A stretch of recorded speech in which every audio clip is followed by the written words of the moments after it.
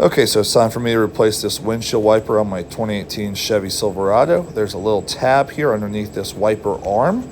You're going to want to push this tab down slightly while also lifting the wiper up and apply a little force so it just pops out right away. There's the tab right there.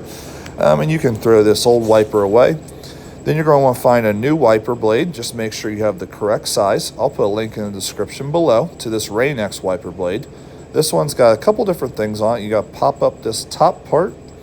And then for my wiper blade arm, you have to remove this top cover. If I don't remove this top cover, it's not going to be wide enough, or it's going to be too wide to fit in here.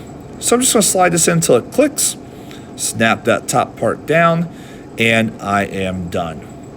Don't forget to remove any protective covering like this yellow piece here that I'm going to pull off the actual wiper blade.